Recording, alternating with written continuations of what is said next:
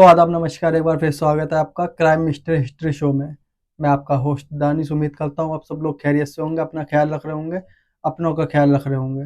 आज की कहानी भी आज एक ऐसी कहानी है जिसको जब पूरी ज्यूरी और अदालत बैठी तो जज के सामने अजीब कशमकश बनी हुई थी, क्योंकि इस केस का फैसला तो सुना रहा है, लेकिन इस बात से भी बच रहा है कि उस भूत का जिक्र इस केस में ना किया जाए, क्योंकि उसका कोई सबूत था नहीं और ना उसका कोई वजूद के बारे में कोई पुख्ता तौर पर कोई कुछ कह सकता था। लेकिन जूरी मेंबर नहीं माने और जब जज साहब मजबूर भी थे इस बात को लेकर, लेकिन ये केस आज भी जिंदा है और आज भी लोग इस केस को याद करते हैं। और इस केस का एक दूसरा नाम है जो सबसे प्रचलित नाम है gear green bear county ghost. आज मैं आपको ये कहानी सुनाने जा रहा हूँ, वो एक कत्ल की कहानी है, लेकिन इस कत्ल में कहां से भूत आता है बड़ी दिलचस्प कहानी है, सुनने लायक कहानी है। बात है 1896 की, 1896 की, मतलब आज से करीब 128 साल पुरानी बात होगी। अमेरिका में एक जगह है, ये जो ग्रीन मैंने आपको बताया था बियर, ये एक अमेरिका की वर्जीनिया ग्रीन बियर एक काउंटी है। उसी काउंटी में एक लड़की रहा करती थी, उसका नाम था एल्वा जोना। एल्वा जोना की उम्र करीब 22-23 साल रही होगी उस वक्त। एक रोज अक्टूबर का महीना था, 1896 की बात है। एल्वेना की मुलाकात एक नौजवान से होती है। उस नौजवान का नाम था रासमस। तो जोना रासमस को देख के अपना दिल दे बैठती है और फिर दोनों धीरे धीरे बातचीत करते हैं, प्यार हो जाता है और आखिरकार कुछ वक्त के बाद अक्टूबर 1896 की पहली बार मुलाकात होती है और 23 जनवरी 1897 में दोनों शादी करने का फैसला करते हैं। और 23 जनवरी 1897 में दोनों शादी भी कर लेते हैं, क्योंकि रासमस ठीक ठाक परिवार से था और दोनों के घर वाले भी इस रिश्ते के लिए मान जाते हैं और राजी खुशी दोनों की शादी भी हो जाती है। शादी के बाद सब कुछ ठीक चल रहा था।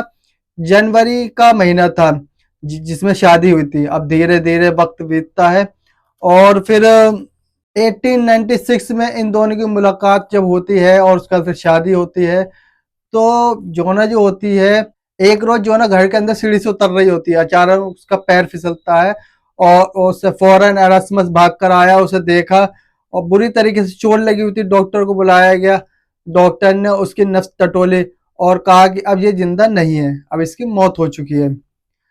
एरास्मस धाड़े मार मार के रोने लगा, वो अपनी बीवी को गले लगाकर रोने लगा और जब तक आस पड़ोस के लोग भी आने लगे, परिवार तक के पास पहुंच गई, तमाम लोग इकट्ठे होने लगे और जिस तरीके से एरास्मस रो रहा था, लोगों को लगा कि हाल में ही शादी हुई है, 7 महीने का उसका एक बच्चा भी था, ये बाप बनने वाला भी था और देखो ऊपर वाले का जुल्म कि इसके साथ क्या किया।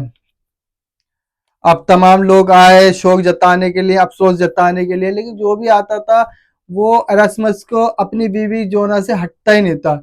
वो उसको लगातार गले लगाकर रोता रहता था। ये काफी अरसे तक चलता रहा था। फिर ये हुआ कि अब भाई इसको दफनाना भी है, अंतिम संस्कार भी करना है इसका, लेकिन उसके आंसू थमने के नाम ही नहीं ले रहे थे।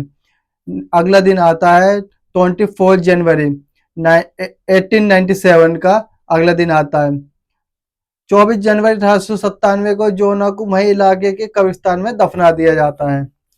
और कब्रिस्तान में दफनाने से पहले तक लगातार एरास्मस रो रहा था, यहाँ तक कि जो ताबूत में बॉडी रखी जाती है और जब रखा जाता है, जब भी वो गले मिल मिल के रो रहा था। बड़ी मुश्किल से लोगों ने उसे हटाया।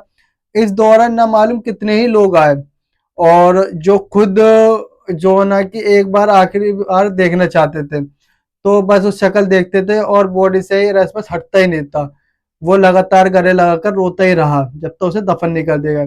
लोग भी भावुक हो गए इसको देख के। खैर किसी तरीके से उससे उसे अलग किया गया, ताबूत में रखा गया, ताबूत बंद किया गया और उसे दफना दिया गया। अब वक्त बीतता है, एरास्मस जो होता है वो अभी जख्म भी उसका धीरे धीरे भरने लगा और दूसरी तरफ महीना बीत भी जाता है इसी बीच में। अब फरवरी 1897 का दौर आता है, मतलब एक महीना बीत जाता है, करीब महीना भर बीत जाता है। तो एक रोज जोना की माँ अपने घर में ही थी। रात का वक्त था, बिस्तर पर गई सोने के लिए जोना की माँ। जोना की माँ का जो नाम था वो था मैरी जैन। मैरी जब सोने के लिए बिस्तर पे गए तो उसे अचानक ऐसा लगा कि कमरे में कोई है, तो उसने आंखें खोली तो उसे सामने एक साया सा दिखाई दिया और वो कह रही है माँ माँ माँ। तो वो घबरा गई, उठी, फिर आसपास देखा, भाग कर एक दूसरे कमरे में भी गई, कोई नहीं, लेकिन उसे कोई दिखा नहीं। वो फिर आकर सो जाती है। अगले दिन फिर वो रात को सोने की तैयारी करती है जोना की माँ। तभी उसे लगा कि फिर कमरे में कोई है। मैरी उठती है और फिर कमरे के चारों तरफ इधर-उधर देखने लगती है, लेकिन कोई मिलता नहीं था। वो फिर थोड़ी घबराती है, डरती भी है। अगले दिन उसने अपने बाकी रिश्तेदारों को ये वाली बात बताई।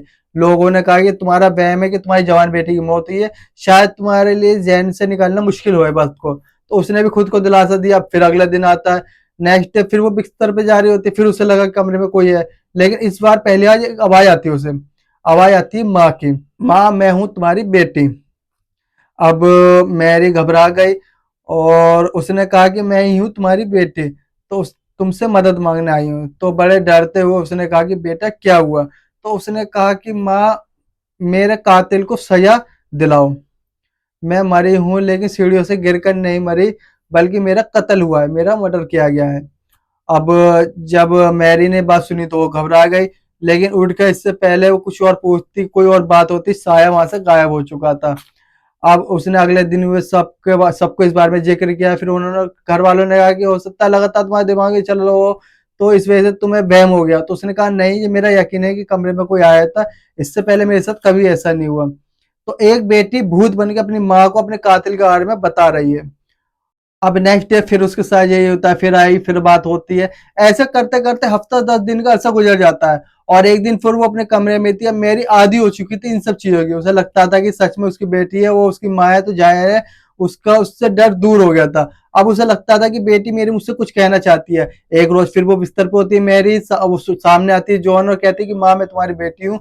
और वो अंधेरे में लग रहा है कि यहाँ कोई खड़ा हुआ है। तो उसने कहा अच्छा बताओ क्या बात है, क्या हुआ? तो उसने कहा कि मैं सीढ़ियों से गिर के नहीं मरी, बल्कि मेरा कत्ल हुआ है और आप मेरे कातिल को सजा दिलाओ। तो उसने कहा कि अच्छा पूरी बात बताओ मुझे, पूरी बात क्या है? तो उसने कहा कि आपको अगर सबूत चाहिए तो मैं इसी वक्त आपको सबूत दे सकती हूँ। माँ ने कहा कि दो सबूत। तो उसने कहा कि मेरे गले पर निशान है। अब और उस निशान से आपको पता लग जाएगा कि मैं सीढ़ियों से गिर के नहीं, बल्कि मेरा गला घोटकर मुझे मारा गया है। और उसके सारे निशान आपको मैं दिखाती हूँ। और वो खड़ी हुई है वैसी जैसे फिल्मों में आप लोग देखते हो कि वो तो सीधी खड़ी है, गर्दन पूरी घूम जाती है, इस तरीके फिल्मों में दिखाते हैं 360 डिग्री में। और अचानक उसका चेहरा दिखाने गया, अब गर्दन दिखाते हैं, गर्दन माँ ने देखी तो गर्दन पे बाकी भी बहुत सारे निशान थे। तो माँ ने पूछा ये क्या है? तो उसने कहा कि मेरा गला घोट के मुझे मारा गया है और मेरे गले की गर्दन की हड्डी टूट गई, जिसकी वजह से मैं सांस नहीं ले पा रही थी और मैं मर गई। तो उसने कहा कि कौन है तुम्हारा कातिल? ये माँ पूछती है उसकी। तो उसने कहा कि मेरा कातिल कोई और नहीं, बल्कि मेरा अपना हस्बैंड, मेरा अपना पति है। इरास्मस ने ही मुझे मारा है। ये वही इरास्मस था, धाड़े मार मार के रो रहा था। तो वो कहती क्यों? तो उसने कहा कि अक्सर जो झगड़ा होता था, मुझे उसके बारे में पता चला था कि मुझसे शादी करने से पहले वो ऑलरेडी 2 शादी कर चुका था। और इस बात का जब मुझे सच्चाई पता चली तो मैंने उससे पूछा कि तुमने मुझसे इस बात छुपाई क्यों? तो इस बात पे हम लोगों की अक्सर लड़ाई होती रहती थी। तो उस रात भी वो आया और मैंने उससे यही जिक्र किया और वो लड़ पड़ा। मैंने भी बोला कि और उसने भी फिर मेरा गुस्से में गला दबाना शुरू कर दिया और इतनी जोर से उसने मेरा गला दबाया कि फिर मुझे कुछ याद ही नहीं रहा कि मेरे साथ क्या हुआ। फिर मैं सीढ़ी से नीचे पड़ी हुई थी। माँ ने कहा कि तुमने कहा, लेकिन ये कौन मानेगा तुम्हारी बात? तो उसने कहा कि माँ अच्छा आप चलो एक काम करो, आप जब मैं मरी थी तो अब तो आप घर पर आई थी, आपने मुझे देखा भी था, तो आपने कुछ नोटिस किया था? तो उसने कहा कि नहीं, मैं मतलब क्या नोटिस करने, मैं तो तुम्हारी डेड बॉडी देखने आज खुद बेहोश हो गई थी, मैं क्या नोटिस करते? उसने कहा कि माँ तुमने मुझे पाला पोसा, बचपन से मुझे देखा, मेरी शादी के बाद भी मेरे घर भी आते जाते थे, कभी आपने मुझे मतलब नेक गाउन पहनते हुए देखा? ये नेक गाउन एक कपड़ा होता है जो गले तक छुपाए हुए होता है। मैं तो हमेशा सिंपल टाइप के कपड़े पहनते थे, मैंने अपने बचपन से लेकर जवानी तक कभी नेक गाउन नहीं पहना था। जब मेरी लाश आपने देखी थी तो आपको याद है कि मैंने कौन से कपड़े पहने थे? अब माँ ध्यान देती है तो उसे याद आता है कि अचानक कि हाँ जब मैं देखा था मुझे एक चीज बड़ी अटपटी लगी थी। वो इसलिए याद है मुझे जी कि तुम सीढ़ी से गिरी थी तो गाउन तुम्हारा पहनी हुई थी, गाउन लंबा था, मैं यही सोच रही थी कि तुम्हारा गाउन में पैर फंस गया होगा और तुम नीचे गिर गई होगी और उस वजह से तुम्हें चोट लगी हो, तुम्हारी मौत हुई होगी। और एरास्मस ने भी हमें यही बात बताई थी। उसने कहा कि माँ आपको ध्यान देना चाहिए था कि बचपन से जो चीज मैंने कभी नहीं पहनी, जो कपड़े मैंने कभी नहीं पहने, जो कपड़े मुझे पसंद ही नहीं थे, मैं उस दिन ये गाउन क्यों पहनूंगी। तो उसने कहा कि इस गाउन से क्या लेना देना। तो उसने कहा कि उसने मुझे नेक तक का गाउन इसलिए पहनाया था कि राजमस ने कि मेरे गले पर जो निशान थे चोट के वो कोई देख ना पाए, उसको ढक दिया गया था उस गाउन से। फिर उसने कहा कि अच्छा माँ, दूसरी तीसरी बात पूछती हूँ, वो भी बताओ तुम, शायद आपको कुछ अजीब लगा हो। तो उसने कहा हाँ बेटा पूछो। उसने कहा कि जब मेरी मौत हुई तो आप भी आए, तमाम लोग भी आए वहां पर, किसी को भी मेरी लाश के करीब इरास्मस ने आने दिया या नहीं। तो माँ ने कहा कि हाँ, ये वो तो लगातार बेताशा तुम्हारी लाश से लिपट कर रो रहा था पूरे दिन, और कोई भी करीब जाता था वो दूर कर देता। ये बात माँ को याद भी थी। तो उसने कहा कि आपने सोचा ऐसा क्यों, एक शख्स जो लगातार रो रहा है कितनी देर रोएगा, बाकी लोग भी हैं, वो रो नहीं रहा था, वो बल्कि मेरी लाश से लिपट कर ये नहीं था कि उससे मुझसे बहुत मोहब्बत है, बल्कि वो सिर्फ अपने जो गुनाह है उसे छुपाने के लिए ऐसा कर रहा था। उसे मालूम था अगर उसकी लाश के करीब कोई और आएगा उसके अलावा तो फिर उसके उसका जो गले का जख्म है वो दिखाई देगा, और जैसे गले का जख्म दिखाई देगा तो फिर बात खुल जाएगी, सच्चाई सामने आ जाएगी। अब माँ ने ये भी कहा कि हाँ, ये तो लगातार हो रहा था, किसी को भी लाश के करीब नहीं आने दे रहा था। तो उसने कहा कि लेकिन बेटा एक बात बताओ, डॉक्टर ने तुम्हारे डेथ सर्टिफिकेट पर साइन किया और उसने कहा कि तुम्हारी एक्सीडेंटल मौत हुई है, मतलब तुम्हारी मौत एक एक्सीडेंटल हुई थी। तो उसने कहा कि मॉम आप उस डॉक्टर से जाके बात करो किसी वकील के थ्रू। उस डॉक्टर का नाम था नैप, नैप डॉक्टर नाम, नैप था उसका नाम। और उसने कहा कि आप उस डॉक्टर से इतना पूछ रहे कि आप, उसने मेरी सही तरीके से जांच की थी, मेरी डेथ कैसे हुई थी, आप ये उससे जाकर पता करो, और वो जो भी चीज बताया उसको सोचना, और मेरे कातिल को सजा जरूर दिलाना है, वरना मैं चैन से नहीं रह पाऊंगी। अब जब ये डिटेल में बात हुई माँ बेटे की तो मैरी घबरा जाती है, उसे एक एक चीज अब साफ तरीके से याद आने लगी। इसके बाद वो नेक्स्ट डे अगले ही दिन वकील के पास पहुंची। एक लोकल वकील था जो वहीं पर रहता था, एक लोकल था उन्हीं के आस पड़ोस में, पब्लिक प्रोसिक्यूटर था जो। तो उसने उस वकील को जाके सारी बातें बताई है। अब वकील सबसे पहले तो हंसता है, कहता है मैरी तुम ये क्या बात कर रहे हो, एक भूत आता है और तुम्हें बताता है कि मेरे गले पर जख्म है, ऐसे मारा, और मेरे नेक गाउन कभी नहीं पहना, और वो जो भी बात मैरी ने उसे बताई थी वो सारी बताए बातें उसे बताया लगता है वकील को।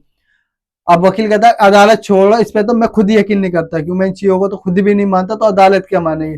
करीब 6-8 घंटे तक मैरी उस वकील को बैठी रही और उसे समझाती रही, उसे कन्विंस करती रही कि देखो मुझे क्या लगता है, मैं पागल हूँ क्या, मैं कुछ मेंटल टॉर्चर हूँ, ऐसा कुछ नहीं है, ना ही तो मेरी बेटी की मौत का सदमा है, मैं एक नॉर्मल हूँ। लेकिन जब से ये सब कुछ आना शुरू हुआ है, जब से मेरी बेटी मेरे पास आना शुरू हुआ, जब कल रात उन्होंने मुझे डिटेल में सारी बात बताई है, तब से मैं आपको ये बता रही हूँ। वकील लेकिन कन्विंस नहीं हो पा रहा था। उसने कहा कि ठीक है चलो मैं आपकी बात मान जाता हूँ, आप एक काम करो, आप डॉक्टर नैप से ये पूछो कि उसकी असली मौत की वजह थी क्या, क्या उसने सही तरीके से उसको एग्जामिन किया था। अब दिल रखने के लिए वकील कहता है चलो ठीक है मैं आपके साथ चलता हूँ, और दोनों डॉक्टर नैप के पास चल देते हैं। डॉक्टर नैप वही है जो डॉक्टर 23 जनवरी को 1897 को जब डेथ हुई थी, तो जोना जोना की डेथ हुई थी, तो वहीं पर उन्हीं को बुलाया गया था और उन्होंने ही उसका डेथ जो सर्टिफिकेट था उस पर साइन किया था। अब दोनों डॉक्टर के पास पहुंचते हैं, वकील ने जाकर बताया डॉक्टर को कि डॉक्टर आपसे मुझे कुछ सवाल करना है। अभी पूरी कहानी डॉक्टर को नहीं बताई है कि बेटी आ रही है भूत बन के माँ से सारी बातें कर रही है, सिंपल से सिर्फ क्वेश्चन करा, डॉक्टर से पूछा कि डॉक्टर हमें वो रिकॉर्ड देखने हैं जिसमें आपने जोना को 1 महीने पहले डेथ सर्टिफिकेट के साथ आपने उसे दिया था। डॉक्टर साहब फाइल निकालते हैं, देखते हैं, और फिर वो चौंकते हैं, सामने देखकर कहते हैं कि मैं सच बताऊं, जब मैं पहुंचा तो देखा कि गिरी हुई थी, उसके हस्बैंड से मैंने पूछा तो उसने कहा कि सीढ़ियों से नीचे गिर गई है, और मुझे लगा कि वो उसे कहीं चोट आई होगी और वो उसकी लेकिन डेथ हो गई। तो मैंने ईमानदारी से सिर्फ नफ्स देखी थी, उसके अलावा मैंने कुछ नहीं देखा था। और जब मैंने नफ्स देख के जैसे कहा नो मोर, अब वो जिंदा नहीं है, रासमस पागल की तरह से गले मिलकर रोने लगा, और वो इस तरीके से लिपटा हुआ था उससे कि मैंने उसकी फिर पूरी बॉडी को एग्जामिन ही नहीं किया, और उसकी बॉडी पे कहीं चोट के निशान है नहीं ये भी नहीं देख पाया, क्योंकि मेरी बात सुनते ही वो बेतहाशा रोने लगता, और मैं बहुत इमोशनल हो गया था उस दिन। और फिर उसने जो बताया कि नीचे सीढ़ी से गिरी, मुझे लगा कि नेचुरल डेथ है, तो मैंने कायदे से डेथ सर्टिफिकेट जो होता है उस पर मैंने साइन कर दिया। फिर डॉक्टर नैप पूछते हैं कि आप क्यों पूछ रहे हो कि 1 सवा महीना बीत गया। तब वकील ने डॉक्टर नैप से कहा कि शायद आप यकीन नहीं करोगे मैं जो आपको बात बताने वाला हूँ। मैं आपको कहानी बताता हूँ कि ये जो मेरे साथ लेडीज है, मैं उसकी मदर है, और पिछले 1 हफ्ते से इनकी बेटी इनकी सपने में आ रही है, इनसे कह रही है कि मेरे कातिल को सजा दिलाओ। मैं सीढ़ियों से गिरकर नहीं मरी, बल्कि मुझे गला घोट कर मारा गया है और मेरे गर्दन की हड्डी टूटी हुई है। तो बार बार कह रही है कि मेरी गर्दन की हड्डी टूटी हुई है, जिसकी वजह से मैं सांस भी नहीं ले पा रही हूँ, और ये कत्ल किसी और ने नहीं किया बल्कि मेरे पति ने यानी रासमस ने ही किया है। अब जब डॉक्टर नैप ने सुना तो वो भी चौंक गए। तो उन्होंने कहा ये कैसे मुमकिन है, कोई आकर ही कैसे कह सकता है। तो उन्होंने कहा कि हाँ, लेकिन प्रोसिक्यूटर से उल्टा पूछा कि आप एक माँ के सपने में बेटी आती है भूत बनकर और बताती है, और आप मुझसे आए, मैंने तो आप अपना काम ईमानदारी से कहा, बस मैं चेकअप नहीं किया, लेकिन मैं डिक्लेयर कर दिया क्योंकि मुझे कोई फोल्ड प्ले नजर नहीं आया था। वो बेहताशा रो रहा था, मुझे बॉडी देखने का टाइम भी नहीं मिला जब उसने मुझे देखने नहीं दिया। अब उस पहलू से सोच रहा है, लेकिन अब इसका होगा क्या, इस केस में आप क्या कर सकते हैं, क्योंकि लाश को तो दफनाया जा चुका है। तो वकील ने कहा कि लाश को अब दोबारा निकाल कर उसका पोस्टमार्टम किया जाए तो कैसा रहेगा। डॉक्टर ने कहा कि ये तो बिना अदालत के मुमकिन है ही नहीं, इसके लिए तो ऊपरी परमिशन चाहिए अदालत के। तो उन्होंने कहा कि अदालत से परमिशन लेते हैं। तो डॉक्टर ने कहा कि वो अदालत से आप किस बेस पर परमिशन लोगे, कि इसी बेस पर परमिशन लोगे कि भूत सपने में आके कह रहा है कि उसकी गर्दन की हड्डी टूट गई और उसकी हड्डी उसके पति ने तोड़ी है और इसलिए इसका कत्ल हुआ, या इसके अलावा भी आपके पास कोई प्रूफ है, कोई तस्वीर, या फिर कुछ किसी ने देखा हो, कोई विटनेस, कोई मोटिव इसके पीछे, कोई झगड़ा या फिर कुछ इस तरीके से जो कोर्ट में दिखाए जा सके। तो वकील ने कहा कि ऐसा कोई विटनेस नहीं है, लेकिन इसकी माँ इसके सामने खड़ी हुई है और ये इसकी कहानी है।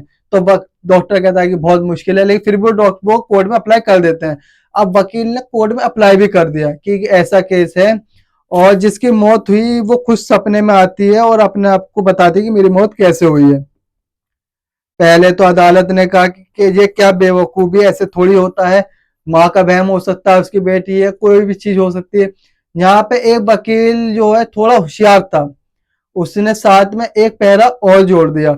उसने कहा कि ये नॉर्मल डेथ इसलिए नहीं कि डॉक्टर नैब ने बयान दिया है कि उन्होंने पूरी बॉडी का एग्जामिनेशन नहीं किया था,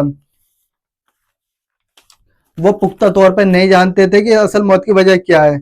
इसलिए उन्होंने जब उसे डेथ डिक्लेयर किया तो उसका पति उसकी लाश से लिपट के रोने लगा, उसकी लाश का पीछा छोड़ा ही नहीं उसके पति ने। तो ये हो सकता है कि इसका एक बहाना तरीका हो ताकि लास्ट की जो इंजरी मार्क है वो छुपा रहे और किसी के सामने न आए।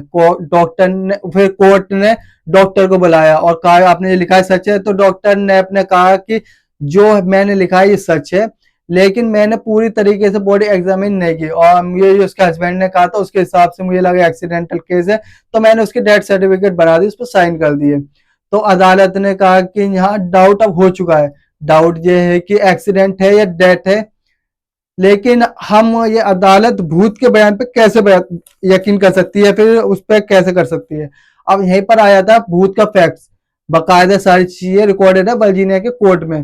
तो वकील ने कहा कि डॉक्टर साहब, जज साहब, आप भूत और इन सारी चीजों को तो हटा दीजिए, इन कानून में इन चीजों की कोई जगह ही नहीं है। अगर अब ये डॉक्टर साहब ये स्टेटमेंट दे रहे हैं कि उन्होंने डेथ सर्टिफिकेट उसका सही किया है कि नहीं, खुद ये कंफर्म नहीं उसके डेथ सर्टिफिकेट को लेकर, और माँ है और हालात जो बता रहे हैं कि कोई भी शख्स उस लाश को करीब से देख नहीं रहा था क्योंकि उसके पति ने उसे लाश को देखने नहीं दिया, वो उससे रोने का बहाना कर रहा था उसे लिपट लिपट कर।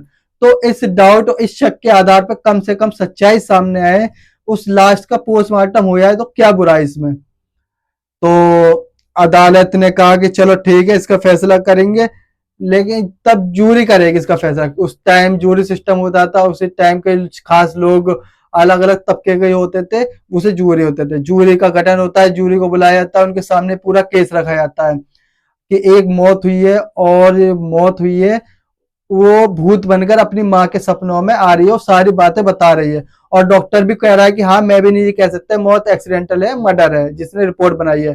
तो मांग यह है कि इस लाश को कवर में से निकाल के दोबारा और इसका फिर दोबारा से पोस्टमार्टम किया है, तो जूरी मेंबर अपना फैसला दें।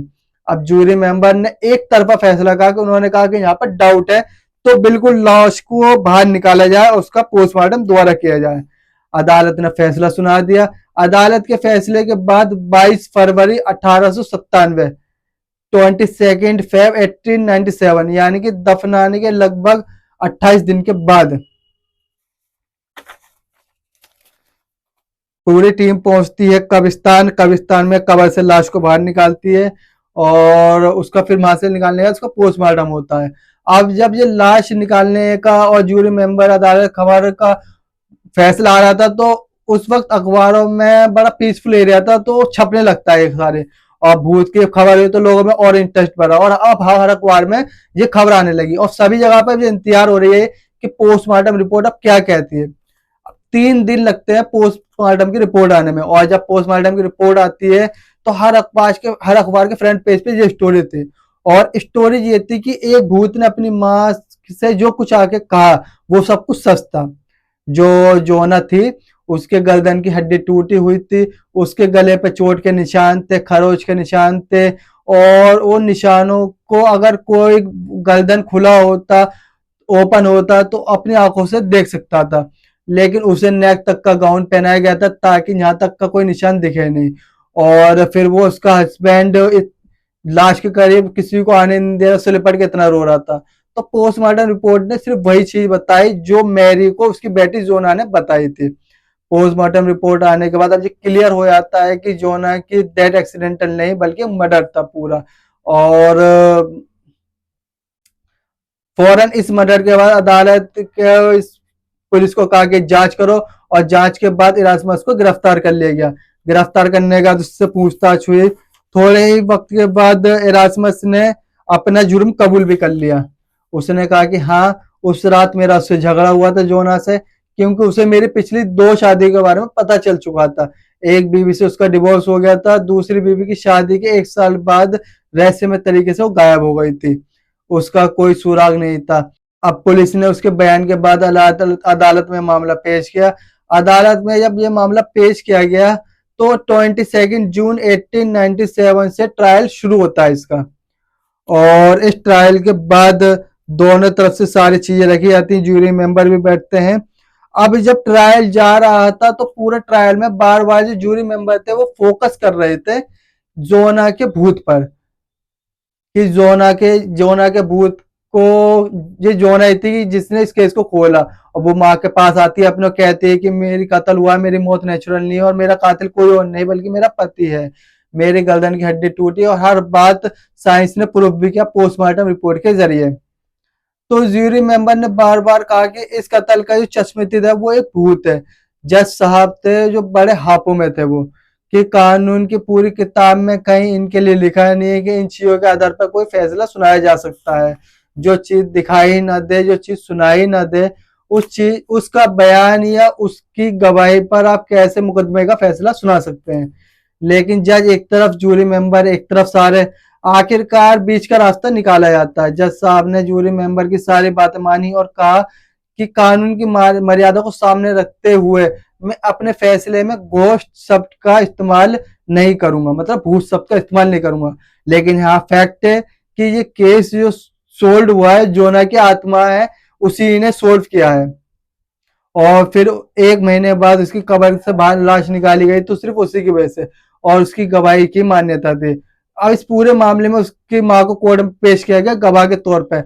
जब भी कोर्ट में बहुत ड्रामा हुआ, जो इरास्मस थे उसके वकील ने अदालत में मैरी को दिमागी तौर पर पागल और इस सब का कोशिश करने लगा कि उसे पागल करार देने की। उसे अचानक भूत दिखाई देने लगा, ये वो 360 डिग्री में उसे अपनी बेटी को घूमते हुए देखा। मतलब इरास्मस के वकील ने पूरी तरीके से मैरी को पागल बनाने की कोशिश की, लेकिन मैरी के लोगों ने इस बात पर तारीफ की कि उसने एक भी जगह नहीं डगमगाई। उसने हूबहू वो स्टेटमेंट दिया जो इसने शुरू में स्टेटमेंट में दिया था, मतलब जो अब इस वकील को बताया था शुरू में, सिर्फ वही एक स्टेटमेंट लेके चली थी एंड तक मैरी। और आखिरकार मैरी के इस बयान जो ना कि उस बताने का जो था मेरी मौत कैसे हुई, अदालत 11 जुलाई 1897 को इरास्मस को अपनी वाइफ जोना के कत्ल का गुनहगार ठहराती है और उसे उम्र कैद की सजा सुनाई देते हैं। जब उसे उम्र कैद हो जाती है, सारी बात हो जाती है और उसे जेल भेज दिया जाता है।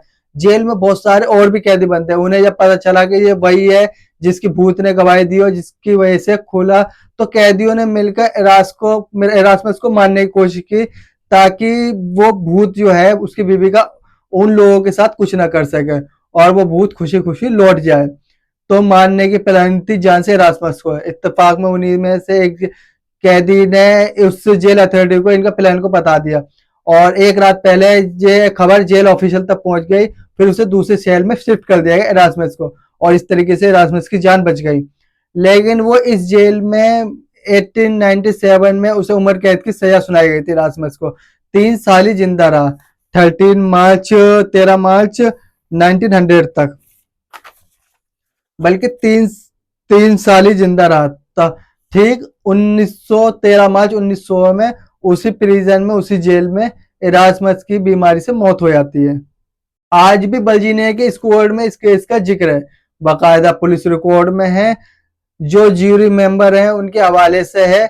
लेकिन जज के जो जजमेंट है उसमें गोश्त शब्द का इस्तेमाल नहीं किया गया, पर उनके ना होने से भी जो ग्रीन बियर काउंटी है गोस्ट है, ये स्टोरी वहां के लोगों को आज भी पता है। तो ये थी आज की स्टोरी। उम्मीद करता हूँ आपको आज की स्टोरी पसंद आई होगी। अगर आज की स्टोरी आपको पसंद आई हो तो वीडियो लाइक करें, चैनल सब्सक्राइब करें और ऐसे इंटरेस्टिंग कहानी सुनने के लिए हमारे साथ जुड़े रहें। अब मिलते हैं कल किसी नई कहानी में, जब तक के लिए धन्यवाद।